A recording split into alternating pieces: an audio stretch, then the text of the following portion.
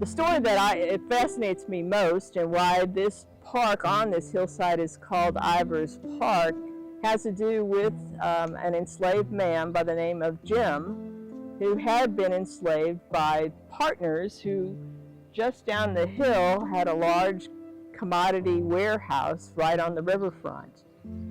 John Ivers had enslaved Jim for about 6 or 7 years, and Jim was his muscle to do his business, carrying bags of wheat and flour and all kinds of commodities from boats to the warehouse, and out of the warehouse to the boats. In 1863, the summer, June 18th, there was news that was circulating on the riverfront that they were enlisting men of color for the Union Army.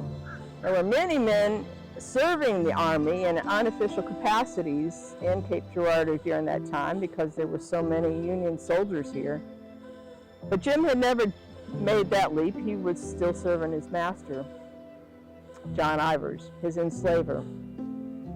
But he marched up this hill that day and found the enlistment officer and put his X on the enrollment form, and from there on his life changed.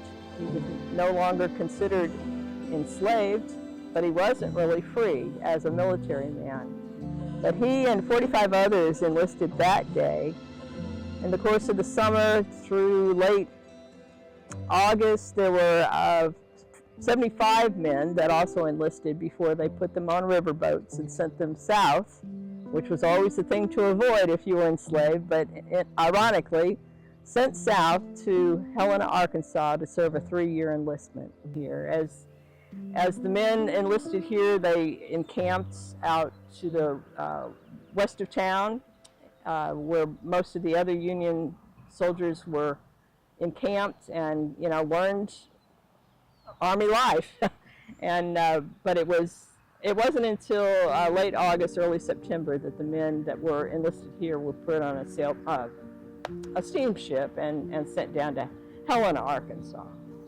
He's not a young man, and he's worked all of for his more recent enslavement for this John Ivers, who first was a plasterer and then became a partner in the steam mill and in this commodity warehouse. And so he had apparently some lung problems anyway, but he was able to enlist. He was deemed fit enough for that. But when he got to Helena, the conditions were really miserable. And by, I believe, late September, he had actually died of some lung disease, whether it was consumption or he already had tuberculosis. It's unknown, but his service was actually very short. And the big story, though, and one of the reasons that Ivers Square is Ivers Square, is that his widow, many years later, trying to find out what happened to Jim, and then finally, with the help of lawyers and others in town, realizing she was eligible for a widow's pension, she began to apply for that, and it took many tries. And that's where I got most of the information about Jim and Harriet's backstories, were in the affidavits and the testimonies of Harriet, but also Ivers, John Ivers, and what we knew of them. Her former enslaver, Margaret McLean, also came forward. So when you fill in the backstories based on the testimonies, Harriet finally did get a prorated pension and had a pile of money, which made her vulnerable too. But she bought property. One of the first black property owners, a woman black property owner in Cape Girardeau. So it's a neat story, and I have been able to trace descendants, to the present age. The story is deeply buried in local history, and when I found it, I was compelled and felt responsible to put it in a form that would be on a shelf in a library and hopefully find some other ways to make it more visible. And so the statue and naming this this park after one of the families was an important part of hopefully getting people to say, what happened here? Why is this here? But to be a legit historian, I think you need to put it on paper, and you need to cite your sources, and you need to make it traceable, verifiable, authentic, with as many of those cited sources as possible. So that's my ultimate dream. I'm feeling my way through this. I had to learn the history, I had to learn how to do the research, but now the process of actually writing, editing, and printing, publishing a book is where I'm at right now.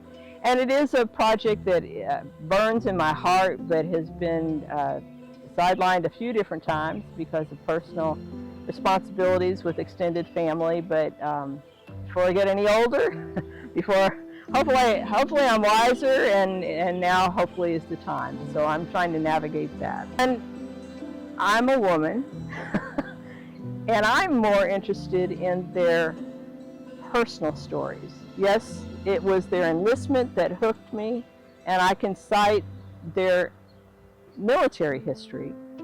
But I want to know and tell a story that is more animated and more fleshed out than that. And as I can find it, and it is available, to tell who they loved, where they lived, who were their neighbors, what was the nature of their enslavement. Was it more free, like Jim? He wasn't free, but he lived on the riverfront, you know, and he had a lot of opportunities to move at will doing the work of his enslavers. Others were more in a plantation model, working fields and much more demanding kind of life. And they range from Perry County to Scott County, St. John County, and so this is truly a regional story, a neighborhood story, and as I can find, and as is revealed many times in their pension records, as they came forward to give affidavits for one another, that's where those neighborhood stories come out. And so I think that's interesting, and that's part of the history. Yes, there were men who approached their freedom right here because they were brave enough to speculate on the total unknown. How they had no idea how this was going to end up. We know that, you know, the war ends and freedom comes, but they didn't, and so they, in many ways, chose one enslavement for another. Military life is certainly not free, and they certainly took a lot of personal risk, health risks, and physical risks of injury and battles, and who knew what was ahead, but they chose that. I know my Virginia ancestors were enslavers, and that never settled very comfortably on my soul. It was difficult. I went to a lecture, and one of the Virginia Historical Society members admonished a room full of white, gray-haired genealogists. If you find that you have enslavement in your family history, don't hide it. Do your best to find their names and include that in your family history. So that was my mission. And I decided that through the resources at the National Archives, I could probably do that. I was working through Freedmen Bureau records for Caroline County, Virginia, for weeks on end, going through microfilm and trying to search for my family name. Day by day, I'd go to the archives. I would go to the room that warehouses all the microfilm. I thought I was at the right cabinet in the right drawer. I opened the drawer and thought, oh, nope, wrong drawer. But as I closed the drawer, my eye scanned the top of the labels on the boxes. And one of the boxes said Cape Girardeau. There's only one Cape Girardeau, and curiosity always gets the best of me.